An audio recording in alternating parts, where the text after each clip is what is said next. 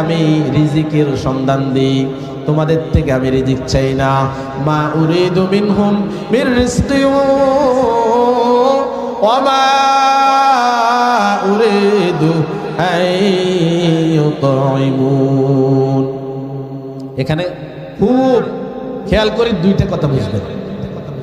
আমাদের সন্তানরা যখন বড় হয় তখন আমাদেরকে টাকা দেয়। কি দেয়? টাকা দেয়।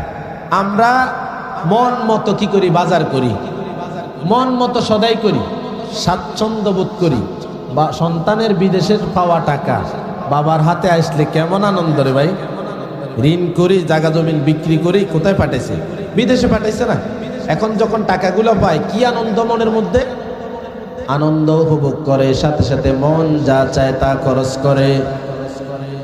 কিন্তু পরক্ষণে যখন বাবা বৃদ্ধ হয়ে যায়, মা বৃদ্ধ হয়ে যায়, বাজার ঘাটে যাওয়ার কোনো শক্তি থাকে না, তখন ওই বাজার করার দায়িত্ব থেকে ওনাদেরকে অব্যাহতি দেওয়া হয়। তখন বলে, আম্মা আব্বা আপনাদের কোনো কাজ করার দরকার নাই, শুধু আল্লাহর ইবাদত করবেন আর আমাদের জন্য দোয়া করবেন। ঘরে বসে বসে যায় নামাজে বসে তাসবিহ পাঠ করবেন। এই দায়িত্ব মাতা পিতাকে দিয়া সন্তান বাজার সদাইয়ের দায়িত্ব নিয়ে নেন। কথা বলেন ঠিক কিনা? আল্লাহ বলেন, মা উরিদু মিনহুম মির রিজকিন ওয়া মা উরিদু আইয়ুতঈমুনি। আমি তোমাদের কাছে রিজিক চাই না, অর্থাৎ টাকা পয়সা ধন দৌলত আমার হাতে দাও, আমি এটা চাই না। প্রথমটা বাদ, প্রথমটার আমার দরকার নাই।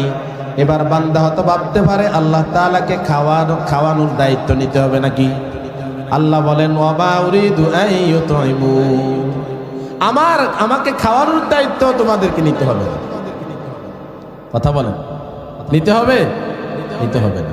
তাহলে বরং ইন্নাল্লাহা হুয়ার রাজ্জাকু যুল কুওয়াতিল মাতিন, নিশ্চয় আল্লাহ রিজিক দাতা।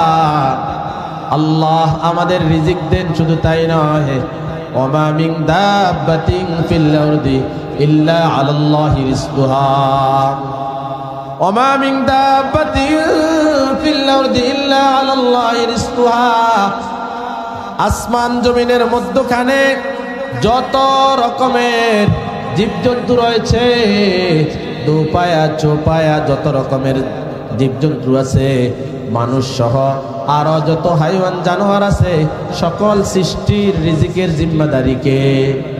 জিম্মাদারি নিয়েছেন। তো এটা কি নেওয়ার কোনো দরকার ওনার ছিল? এরপরও নিয়েছে কেন? বান্দা যেন ইবাদত করতে কোনো কষ্ট না হয়।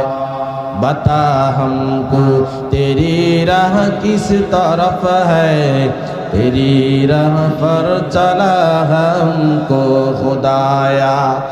अल्लाह अल्लाह क्या मुबारक नाम है, अल्लाह अल्लाह मोमिनों का काम है।